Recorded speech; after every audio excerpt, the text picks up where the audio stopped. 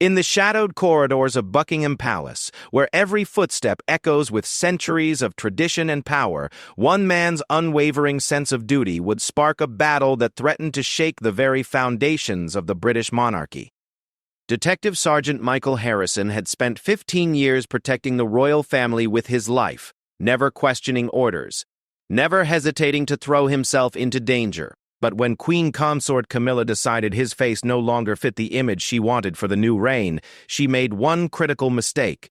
She underestimated the quiet strength of a man who had sworn an oath not just to the crown, but to his own principles. This is the extraordinary true story of how a working-class police officer from Manchester stood his ground against one of the most powerful women in Britain, refusing to be quietly shuffled aside despite mounting pressure, media manipulation, and threats to his career. It's a tale of courage, integrity, and the price one man was willing to pay to prove that in a world of privilege and politics, sometimes the most ordinary people can achieve the most extraordinary victories. What happened next would captivate the nation and change the Royal Protection Service forever. Detective Sergeant Michael Harrison adjusted his earpiece one last time as the sleek black Bentley pulled up to the side entrance of Clarence House. The autumn morning air was crisp, carrying the familiar sounds of London traffic mixed with the distant chatter of tourists gathering outside the gates.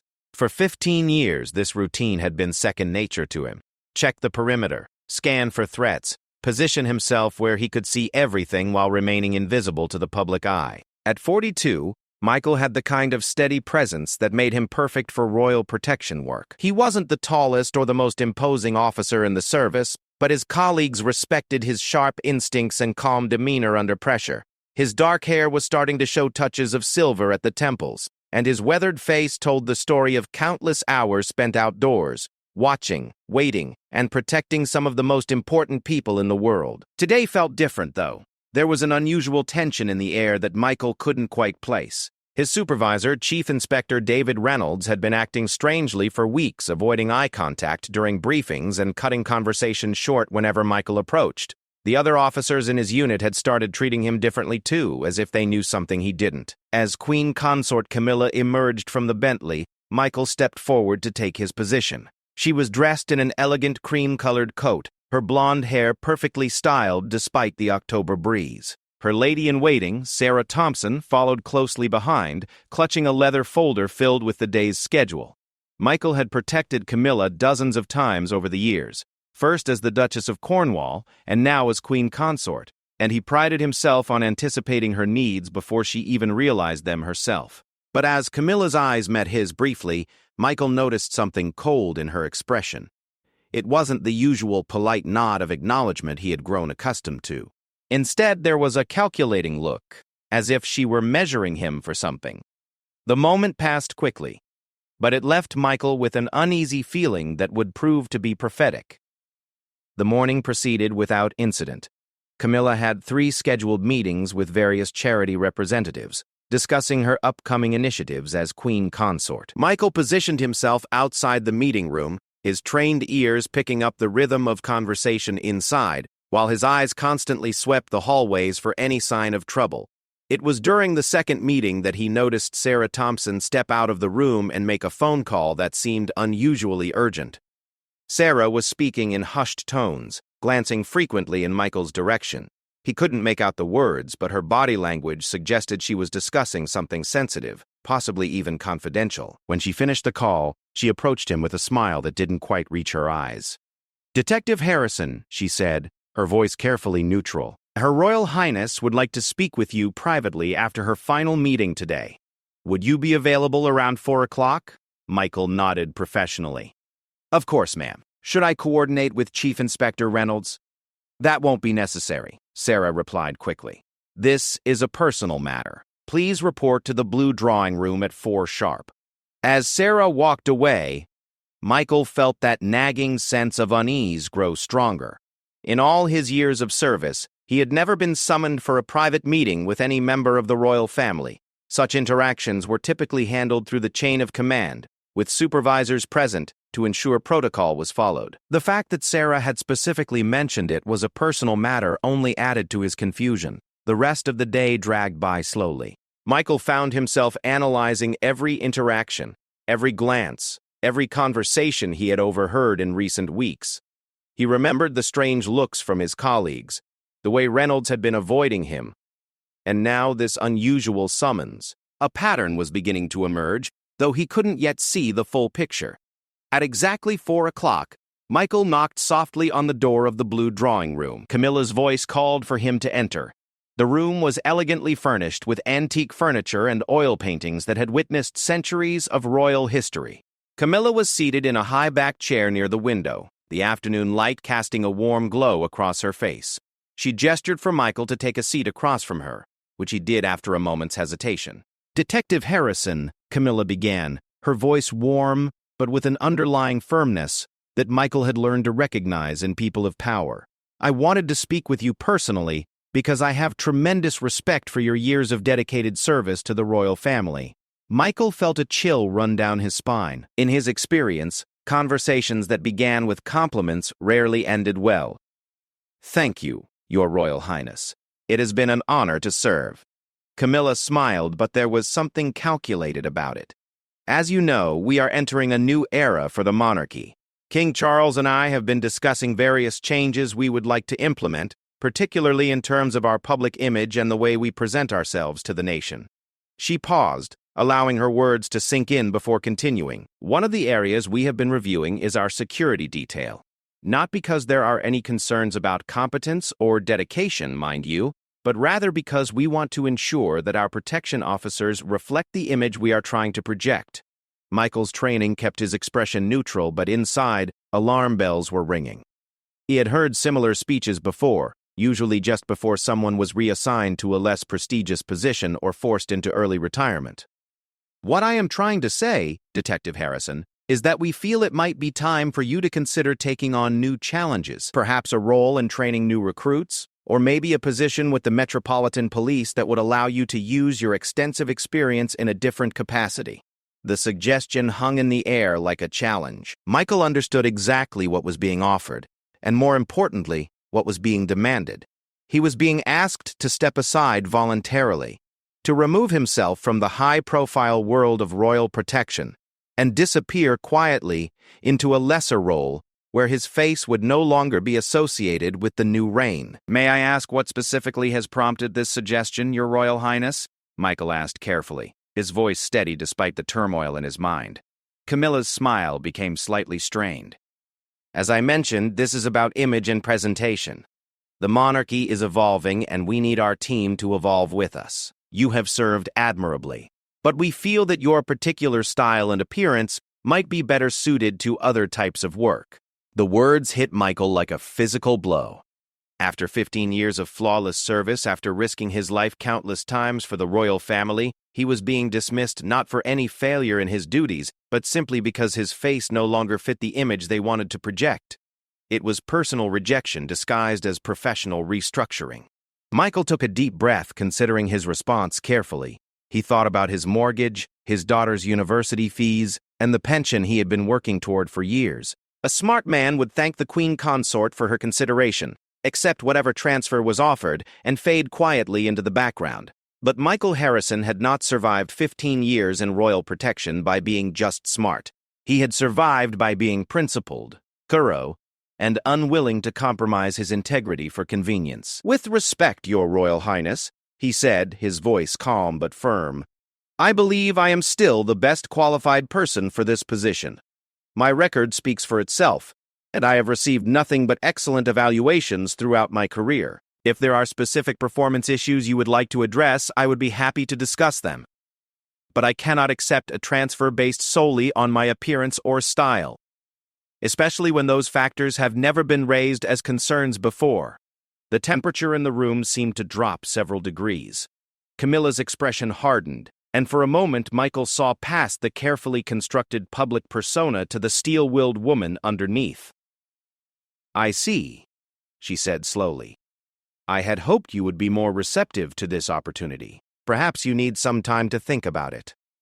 "I appreciate the offer," Michael replied, "but I don't need time to think.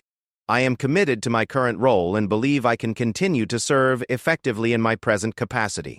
Camilla stood, signaling that the meeting was over. "Very well, Detective Harrison. I trust you understand that this conversation remains confidential. We will speak again soon. As Michael left the blue drawing room, he knew that his life had just changed dramatically. He had refused to step aside when asked politely by one of the most powerful women in Britain. Now he would discover what happened to people who said no to the monarchy. The war for his career was about to begin, and Michael Harrison had just fired the first shot by refusing to surrender. He had no idea how brutal the battle would become, or how far his opponents would go to force him out. But he had made his choice, and there was no going back. Walking through the corridors of Clarence House, Michael felt the weight of history around him and the uncertain future ahead. He had spent his career protecting the royal family from external threats, never imagining that one day he would need to protect himself from the very people he had sworn to serve. The quiet man from Manchester who had always followed orders without question was about to become the most defiant officer in the history of royal protection, and Queen Consort Camilla was about to learn that some people could not be intimidated, no matter how much power you wielded or how high your position in society. The battle lines were drawn, and Detective Sergeant Michael Harrison was ready to fight for everything he had worked for. What he didn't yet realize was that his refusal to step aside quietly would eventually expose a web of corruption and manipulation that reached far beyond his own situation, ultimately leading to changes that would protect future officers from facing the same impossible choice he now confronted. The first sign that Michael's refusal had consequences came exactly 48 hours after his meeting with Queen Consort Camilla. Chief Inspector David Reynolds called him into his office with an expression that Michael had seen before, the look of a man who had been given unpleasant orders from above and wasn't entirely comfortable carrying them out. "Sit down, Michael," Reynolds said, gesturing to the worn leather chair across from his desk. The office was cramped and functional, filled with filing cabinets and official photographs showing Reynolds with various members of the royal family over his 20-year career. "We need to discuss your recent performance." Michael settled into the chair, his expression carefully neutral. He had expected this conversation, though he hadn't anticipated it would come so quickly. "What specific performance issues would you like to address, sir?" Reynolds pulled out a manila folder and opened it slowly, as if buying time to find the right words. "There have been some concerns raised about your attention to detail lately. Small things, mind you, but in our line of work, small things can become big problems very quickly." "Could you be more specific?" Michael asked, keeping his voice level despite the growing frustration in his chest. "Well, for instance, last week during the charity luncheon at the Guildhall, you were observed to be scanning the crowd less frequently than protocol requires. And there was the incident 2 weeks ago when you failed to immediately report a change in the planned route when Her Royal Highness decided to make an unscheduled stop." Michael felt his jaw tighten. Both incidents were fabrications, pure and simple. The charity luncheon had gone off without a hitch, and he had maintained constant surveillance throughout the event. As for the route change, he had reported it immediately through proper channels and had received commendation for his quick thinking in coordinating the security adjustment. "Sir, with respect, I believe there may be some misunderstanding about these incidents. My logs show that I followed protocol exactly in both situations. If there are witnesses or documentation that suggest otherwise, I would appreciate the opportunity to review them." Reynolds shifted uncomfortably in his chair. "The concerns have been raised by reliable sources, Michael. I'm not questioning your honesty, but perhaps your perspective on these events is different from others who were present." It was a clever trap, Michael realized. By claiming that unnamed sources had reported problems, Reynolds was making it impossible for Michael to defend himself effectively. How could he dispute allegations when he didn't know who was making them or what specific claims were being made? "Who reported these concerns?" Michael asked. "I think I have the right to know who is questioning my performance." "You know I can't reveal that information," Reynolds replied, closing the folder. "The important thing is that we address these issues before they become serious problems. I'm recommending that you undergo additional training in threat assessment and crowd surveillance. It will mean a temporary reassignment while you complete the coursework." Michael understood the game being played.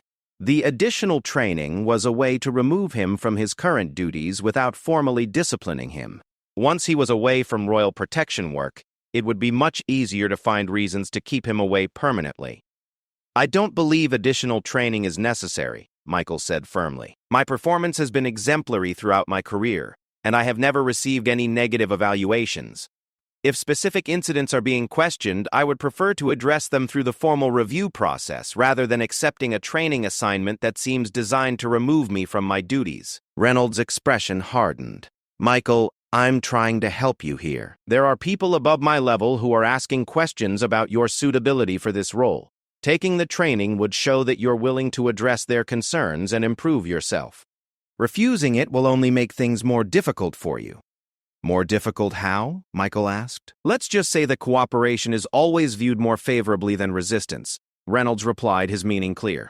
Michael left the meeting with his mind racing. The pressure campaign had begun in earnest, and it was more sophisticated than he had expected.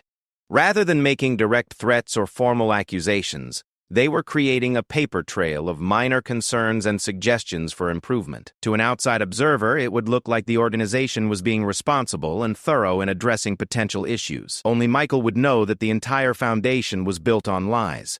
Over the next few days, the pressure intensified in ways both subtle and obvious. Michael found himself assigned to less prestigious duties, covering events where media attention was minimal and the risk of public recognition was low. His shifts were changed without advance notice, making it difficult for him to maintain his usual routine or spend time with his family. Requests for routine equipment or administrative support were delayed or denied entirely. More troubling were the social changes. Colleagues who had been friendly for years suddenly became distant and formal in their interactions. Conversations would stop when he entered a room, and invitations to after-work gatherings mysteriously stopped coming. Michael realized that word had gotten out about his situation, and his fellow officers were distancing themselves to avoid being caught up in whatever was happening to him. The isolation was deliberate and effective. By cutting him off from his normal support network within the organization, they were making it clear that he was facing this battle alone. It was a classic technique for pressuring someone into compliance, and Michael could see the psychology behind it even as he experienced its effects firsthand. But the most serious escalation came during what should have been a routine assignment. Michael was providing security for a small reception at St. James's Palace when he noticed something that made his blood run cold.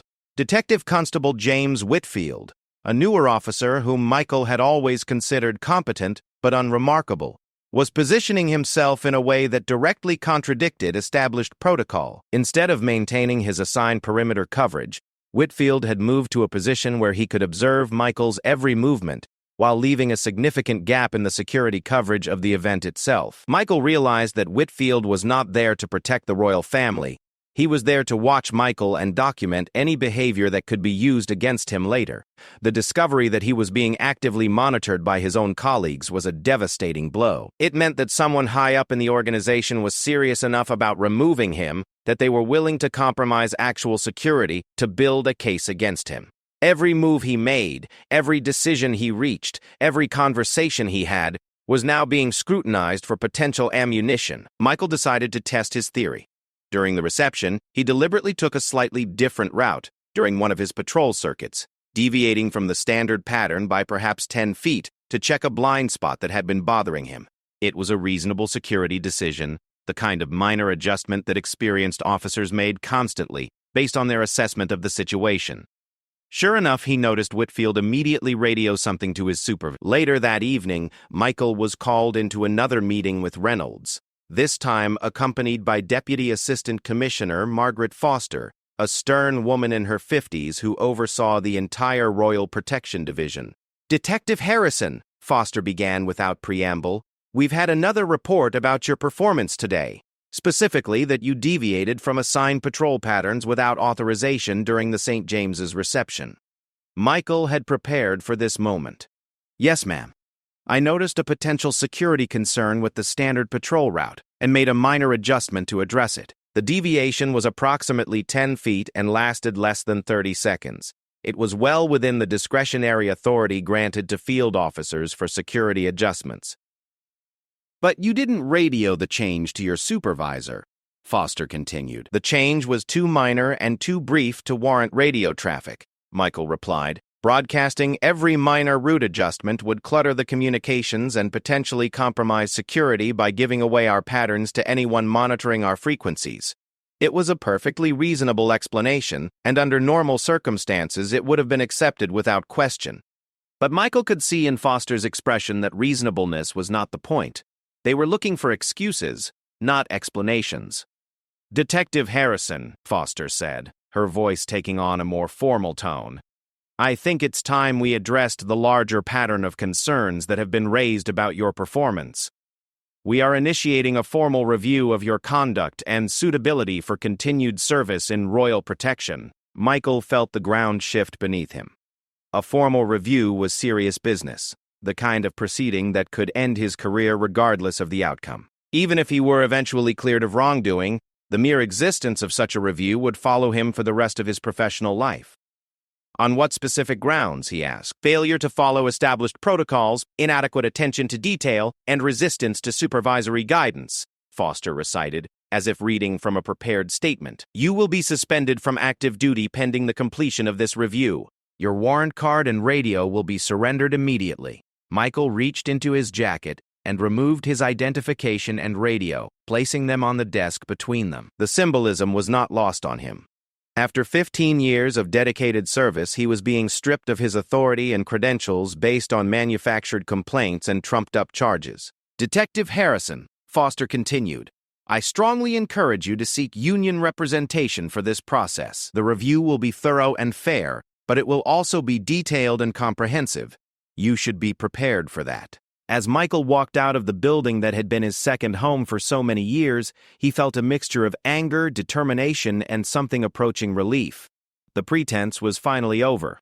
They had stopped trying to pressure him into leaving voluntarily and had moved to open warfare. In some ways, this was preferable to the psychological games and subtle manipulation of the past few weeks. But Michael also understood that this was just the beginning. A formal review would give them the opportunity to dig into every aspect of his career, looking for any mistake or questionable decision that could be reframed as evidence of incompetence or misconduct. They would interview his colleagues, analyze his reports, and scrutinize his performance in ways that no officer could survive if the investigators were determined to find problems. He thought about his wife, Sarah, and his 19-year-old daughter, Emma, who was just starting her second year at university. The suspension would mean a significant reduction in income, and the stress of an extended review process would take a toll on his entire family. For a moment, Michael wondered if he was being selfish by fighting this battle instead of simply accepting whatever transfer they originally offered. But then he thought about all the other good officers who might face similar treatment in the future if this kind of arbitrary dismissal was allowed to succeed. Someone had to draw the line, and it appeared that fate had chosen him to be that someone. Michael Harrison had spent his career following orders and trusting the system to treat him fairly. Now he would have to learn an entirely different set of skills. How to fight back against that same system when it turned against him. How to navigate the complex world of employment law and union politics. And how to maintain his dignity and principles while powerful people tried to destroy his reputation and livelihood. The quiet guard who had always preferred to work in the shadows was about to become the center of attention in a very public battle. Queen Consort Camilla had made her move, and now it was Michael's turn to respond. The stakes couldn't be higher. His career, his reputation, his family's financial security, and his own sense of self-worth all hung in the balance. But Detective Sergeant Michael Harrison had not survived 15 years protecting the most important people in Britain by backing down from difficult situations. The real fight was just beginning, and he intended to win it. Michael Harrison sat across from Trevor Walsh, the union representative who had been assigned to his case, in a small conference room at the Police Federation headquarters in London. Walsh was a man in his late 50s with graying hair and the weathered appearance of someone who had spent decades fighting battles for officers facing disciplinary action. His desk was covered with files, legal documents, and a cup of coffee that had been growing cold for the past hour. "I'll be honest with you, Michael," Walsh said, adjusting his reading glasses as he reviewed the formal charges. "In 30 years of representing officers, I've rarely seen a case that's been constructed quite this meticulously. They've clearly spent considerable time building what appears to be a comprehensive pattern of performance issues. Michael leaned forward, his hands clasped tightly. But you understand that these incidents either didn't happen as described or are being taken completely out of context? I believe you, Walsh replied. But belief isn't the same as proof. They have witness statements, incident reports, and documentation going back several months. From an outside perspective, it looks like a supervisor who was being diligent about addressing emerging problems with an officer's performance. Walsh opened one of the files and began reading from it. Detective Constable Whitfield states that on 3 separate occasions, he observed you failing to maintain proper surveillance protocols. Detective Sergeant Patricia Hayes claims that you were frequently late for briefings and seemed distracted during security planning sessions. Chief Inspector Reynolds has documented concerns about your attitude toward supervision and your resistance to constructive feedback. Michael felt his jaw tighten as he listened to the litany of accusations. Each one was either a complete fabrication or a gross distortion of normal workplace interactions. The fact that his own colleagues were willing to lie in official statements was more painful than the charges themselves. Patricia Hayes and I worked together for 7 years, Michael said quietly. I was the best man at her husband's wedding. The idea that she would file a false statement against me is almost incomprehensible. Professional relationships can become complicated when people feel pressured. Walsh replied gently. It's possible that she genuinely believes what she's written, or she may feel that she had no choice but to cooperate with the investigation. Either way, we have to deal with the evidence as it stands. Walsh pulled out another document. However, there are some positive developments. I've been in contact with Detective Inspector Robert Crawford, who supervised you for 3 years before transferring to counterterrorism. He's provided a character reference that contradicts many of these allegations. He describes you as one of the most reliable and professional officers he's ever worked with. Michael felt a small surge of relief. Crawford was a respected veteran who had a reputation for honesty and integrity. His word would carry significant weight in any hearing. I've also spoken with several officers who worked with you on high-profile assignments, Walsh continued. While they can't directly contradict the specific incidents being alleged, they can testify to your overall competence and professionalism. Detective Chief Inspector Sarah Morrison, who coordinated security for the royal wedding in 2018, remembers you specifically for your thorough preparation and calm performance under pressure. What about the real reason for this persecution? Michael asked. My refusal to accept the transfer that Queen Consort Camilla suggested? Walsh's expression became uncomfortable. That's where things get complicated. Your meeting with Her Royal Highness was described as a routine discussion about career development opportunities. There's no record of any specific demand that you leave royal protection, and certainly no evidence of threats or coercion. Michael felt the frustration building. So they get to create an official version of events that makes it look like they were trying to help my career, while I'm left looking like an ungrateful officer who refused reasonable guidance? Essentially, yes, Walsh admitted. It's a classic example of how powerful people can control narratives. The palace's version of events is that they offered you advancement opportunities, which you rejected, and subsequently your supervisors began noticing performance problems. It suggests that your attitude may have deteriorated after being disappointed about not getting the assignment you wanted. Michael realized how carefully his opponents had constructed their strategy. By framing the initial meeting as a career development opportunity rather than a demand for his removal, they had created plausible deniability for what followed. Anyone looking at the timeline would see an officer who had been offered advancement, refused it, and then began experiencing performance problems. It was a narrative that made psychological sense, even though it was completely false. What are our options? Michael asked. Walsh spread several documents across the table. We can fight this through the formal disciplinary process, but that will be an uphill battle given the evidence they've assembled. We can also explore the possibility of an employment tribunal, claiming that you're being subjected to unfair treatment. Or we can try to negotiate a settlement that allows you to transfer to another division with your record intact. I'm not interested in a settlement, Michael said firmly. I want my name cleared, and I want to return to my duties. These people need to understand that they can't destroy someone's career simply because they don't like their appearance. Walsh nodded, though Michael could see the concern in his eyes. Then we need to build a counter-narrative. We need to show that this is a coordinated effort. to remove you for reasons unrelated to your performance. That means finding evidence of the real motivations behind these charges. Over the next few weeks, Michael and Walsh began a systematic investigation into the circumstances surrounding his suspension. They submitted Freedom of Information requests for all communications related to his case, demanded personnel records for the officers who had made statements against him, and began building a timeline of events that told a very different story from the official version. The breakthrough came from an unexpected source. Detective Constable Amanda Price, a young officer who had recently transferred from Royal Protection to regular police duties, contacted Walsh privately and asked for a confidential meeting. She was nervous and clearly conflicted about coming forward, but she had information that could change everything. "I need your word that my identity will be protected," she said as she sat in Walsh's office, her hands shaking slightly. "If anyone finds out that I spoke to you, my career will be over." "You have my word," Walsh assured her. "What can you tell us about Detective Harrison's situation?" Price took a deep breath before beginning.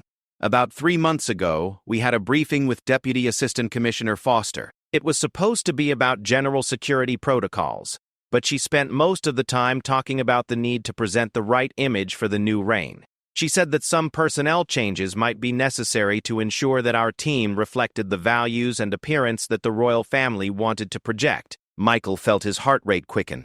This was the first direct evidence that image considerations were playing a role in personnel decisions, Price continued. She specifically mentioned that Queen Consort Camilla had expressed concerns about certain officers who might not be suitable for high-visibility assignments. She didn't name anyone directly, but she made it clear that older officers or those who didn't fit a certain profile might need to be moved to different roles.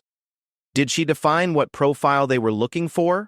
Walsh asked, not explicitly, but the implication was clear. Younger, more media-friendly officers who would look good in photographs and television coverage. She talked about how the monarchy was modernizing its image and needed staff who could support that effort. This was exactly the kind of evidence Michael needed to prove that his removal was based on discriminatory criteria rather than performance issues. But Price wasn't finished. "There's more," she said, her voice barely above a whisper. "After you were suspended, there was another meeting. Detective Constable Whitfield was bragging about how he had been specifically assigned to document your behavior for the investigation. He called it, building the case against you. He seemed proud of his role in getting you removed." Michael felt a mixture of vindication and disgust. His suspicions about being monitored had been correct, and now he had confirmation that it was part of a coordinated effort to build a case against him. Walsh was taking detailed notes as Price spoke. "Are there other officers who heard these conversations?" "Several," Price replied, "but most of them won't come forward. They're too scared of retaliation. The message has been sent very clearly, that cooperation with the investigation is expected, and dissent will not be tolerated." After Price left, Michael and Walsh began planning their strategy for using this new information. They would need to be careful about how they presented it, since Price's testimony could be dismissed as hearsay unless they could find corroborating evidence. The next phase of their investigation focused on documentary evidence. Through persistent requests and legal pressure, they eventually obtained email records that showed a pattern of communications between palace officials and senior police commanders about personnel matters. While the emails were carefully worded, they contained enough coded language to support Michael's claims about the real motivations behind his treatment. One email from Sarah Thompson, Camilla's lady-in-waiting, to Deputy Assistant Commissioner Foster was particularly revealing. It referenced the discussion we had about personnel presentation and mentioned the need to ensure that public-facing roles are filled by officers who enhance rather than detract from the royal image. Another email from Foster to Chief Inspector Reynolds instructed him to address the issues we discussed regarding Michael's assignment, with a note that Her Royal Highness's concerns should be given appropriate weight in our staffing decisions. The paper trail was circumstantial but compelling. It showed a clear line of communication from the palace to police leadership about Michael's future, followed by the sudden emergence of performance concerns that had never existed before. Armed with this evidence, Walsh filed a formal complaint alleging that Michael was being subjected to discriminatory treatment based on his age and appearance. He also requested that the disciplinary proceedings be suspended pending an investigation into the circumstances surrounding the charges. The response from police leadership was swift and aggressive. They denied all allegations of discrimination and insisted that Michael's suspension was based solely on legitimate performance concerns.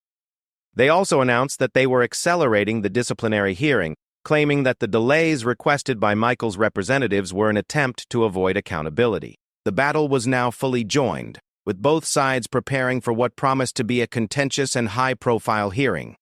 Michael understood that he was no longer just fighting for his own career, but for the principle that officers should not be subject to arbitrary removal based on the personal preferences of those they protect. The media had begun to take notice of the case, with several newspaper articles questioning the circumstances of Michael's suspension. The palace maintained its official silence, but sources close to the royal household were quoted anonymously defending the decision and suggesting that Michael was a disgruntled employee who was trying to exploit his position for personal gain. As Michael prepared for the hearing that would determine his future, he reflected on how much his life had changed since that conversation with Queen Consort Camilla. He had gone from being a trusted protector to a public symbol of resistance against institutional power. The quiet man who had always avoided attention was now at the center of a controversy that was being watched by millions. But Michael Harrison had made his choice, and he was prepared to see it through to the end. The system that he had served faithfully for 15 years was trying to destroy him, but he would use that same system's rules and procedures to fight back. The outcome was far from certain, but Michael knew that he had already won the most important victory. He had refused to be intimidated into silence, and his resistance had inspired others to speak out against injustice. The hearing would determine whether that courage would be enough to save his career and vindicate his principles. But regardless of the outcome, Michael Harrison had already proven that sometimes the most ordinary people can achieve extraordinary things when they refuse to accept the unacceptable. The disciplinary hearing was scheduled for a cold Tuesday morning in March at New Scotland Yard, in a conference room that had witnessed countless career-ending proceedings over the decades. Michael Harrison arrived early, dressed in his best suit, carrying a briefcase filled with documents that represented months of preparation for this moment. Trevor Walsh met him at the security checkpoint, looking as nervous as Michael felt. "Remember," Walsh said as they walked through the corridors, "stick to the facts, stay calm, and let me handle the legal arguments. They're going to try to provoke you into losing your temper or saying something that undermines your case." The hearing room was larger than Michael had expected, with a long oak table where 3 senior officials sat reviewing files. Deputy Assistant Commissioner Margaret Foster was there as the presenting officer, along with Assistant Commissioner David Burton, who would chair the proceedings, and Chief Superintendent Helen Davies, representing the Police Federation's interests in the process. Michael noticed several observers in the gallery, including journalists who had been following the case and other police officers who were clearly there to see how this unprecedented challenge to royal influence would unfold. The presence of media made everything feel more significant, but also more dangerous. Burton called the hearing to order and outlined the charges against Michael: failure to follow established protocols, inadequate attention to detail, and resistance to supervisory guidance. Foster would present the case against Michael, while Walsh would represent his defense. The proceedings were expected to last 3 days. Foster began her presentation by painting a picture of an experienced officer whose performance had deteriorated significantly over recent months. She methodically presented each incident that had been documented, reading from witness statements and incident reports that portrayed Michael as increasingly unreliable and difficult to manage. "The evidence shows a clear pattern," Foster declared, her voice carrying the authority of someone who had prosecuted dozens of similar cases. Detective Harrison went from being a competent officer to someone who consistently failed to meet basic standards. His supervisors attempted to address these issues through counseling and guidance, but he responded with hostility and resistance. She called Detective Constable Whitfield as her first witness. Whitfield, looking uncomfortable but determined, testified about the incidents he had observed and documented. Under Foster's careful questioning, he described Michael's alleged failures in detail, painting a picture of an officer who had become careless and insubordinate. But Walsh's cross-examination revealed the weakness in Whitfield's testimony. When pressed about the specific timeline of his observations, Whitfield's answers became vague and inconsistent. Walsh also brought out the fact that Whitfield had been specifically assigned to monitor Michael's performance, which raised questions about the objectivity of his observations. "Detective Whitfield," Walsh said, "isn't it true that you were told by your supervisors to pay special attention to Detective Harrison's behavior?" "I was asked to be observant, yes," Whitfield replied carefully. "And isn't it also true that you were told that there were already concerns about his performance before you began this special observation?" "I may have been given that impression." "So you were looking for problems rather than conducting objective surveillance?" Foster objected to the line of questioning, but the point had been made. Whitfield's testimony was compromised by the fact that he had been primed to see problems where none might exist. The second day of the hearing began with testimony from Detective Sergeant Patricia Hayes, whose allegations about Michael's attitude and punctuality were central to the case against him. Hayes appeared nervous as she took her place at the witness table, avoiding eye contact with Michael throughout Foster's direct examination. Her testimony followed the same pattern as Whitfield's, describing a series of incidents where Michael had allegedly failed to meet professional standards. But when Walsh began his cross-examination, Hayes's composure cracked. "Detective Hayes," Walsh began, "you've known Detective Harrison for 7 years. Is that correct?" "Yes," Hayes replied quietly. "And during those 7 years, did you ever have occasion to file any formal complaints about his performance?" "No, I did not. In fact, didn't you once tell your colleagues that Detective Harrison was one of the most professional officers you had ever worked with?" Hayes hesitated, clearly struggling with the question. "I may have said something like that. And isn't it true that all of these alleged performance problems emerged only after Detective Harrison was identified for potential reassignment from Royal Protection duties?" Foster stood to object, but Burton allowed the question. Hayes's answer was barely audible. "I reported what I observed," she said, but her voice carried no conviction. Walsh pressed further. "Detective Hayes, were you ever told by your supervisors that Detective Harrison was likely to be transferred and that documentation of performance issues would be helpful to that process?" "I don't recall any such conversation," Hayes replied, but her body language suggested otherwise. The turning point in the hearing came when Walsh called Detective Constable Amanda Price as a witness. Price had agreed to testify despite the risks to her career, and her testimony provided the smoking gun that Michael's case had been missing. Price calmly described the briefings where image considerations were discussed and personnel changes were planned. She detailed the conversations where Whitfield had boasted about his role in building the case against Michael. Most importantly, she provided specific dates and locations for these conversations, making it impossible to dismiss her testimony as vague recollections. Foster's cross-examination was aggressive, but Price held her ground.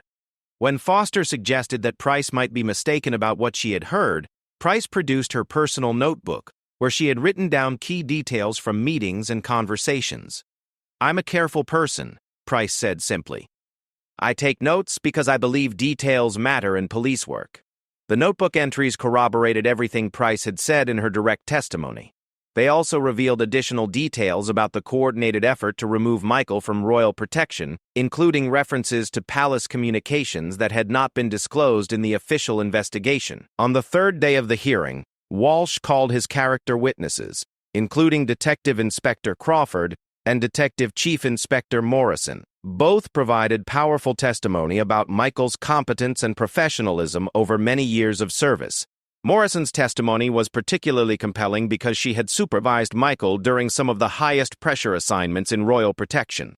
Detective Harrison was exactly the kind of officer you want in a crisis situation, Morrison testified. He was calm, thorough, and completely reliable. The suggestion that he somehow became incompetent after years of exemplary service is simply not credible. But the most dramatic moment came when Walsh called an unexpected witness. Former Chief Inspector William Matthews, who had retired from Royal Protection 6 months earlier.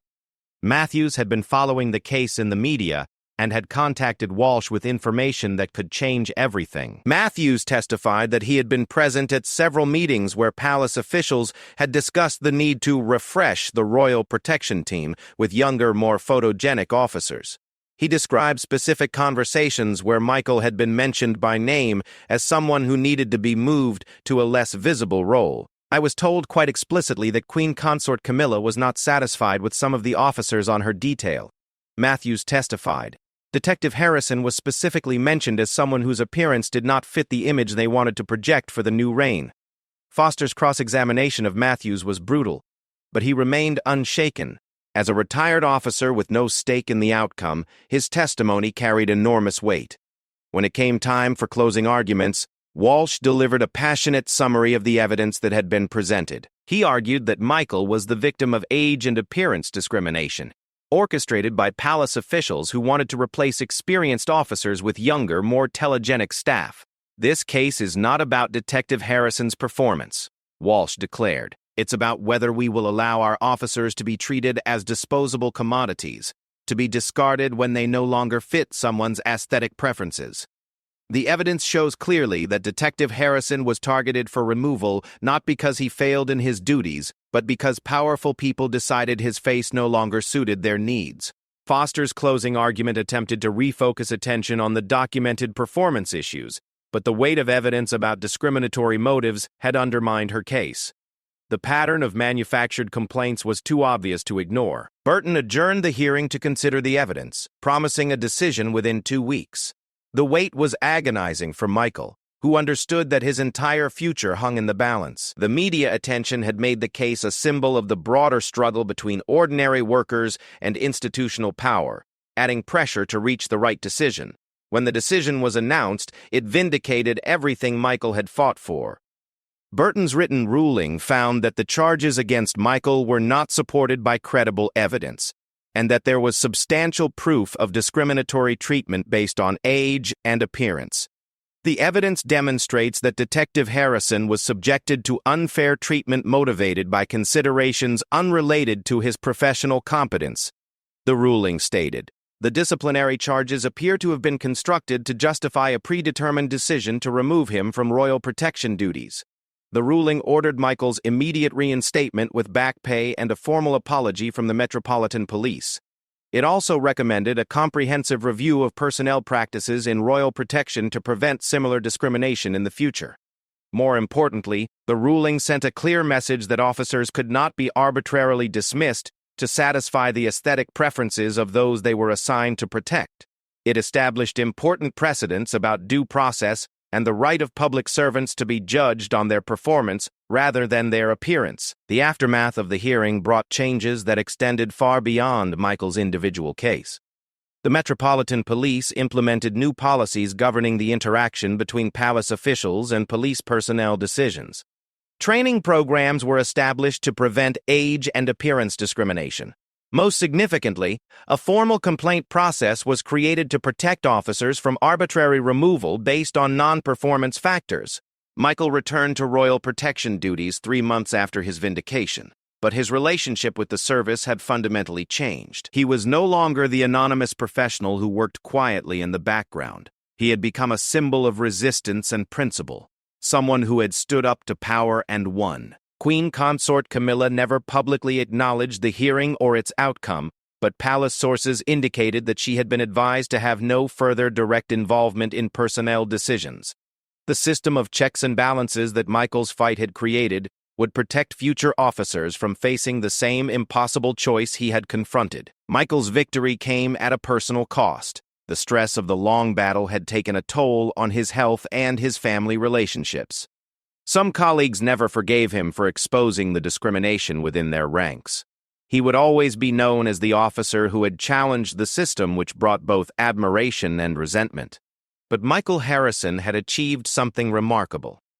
Through his refusal to step aside quietly, he had forced powerful institutions to acknowledge that even the most ordinary people have rights that cannot be violated with impunity. He had proven that courage and principle could triumph over money and influence, at least sometimes. Years later, when Michael finally retired from royal protection, he was honored with commendations for his service and his role in improving the system for future officers. The quiet man from Manchester who had always preferred to work in shadows had become a legend within his profession, not for his discretion and invisibility, but for his willingness to stand up and fight when fighting was necessary.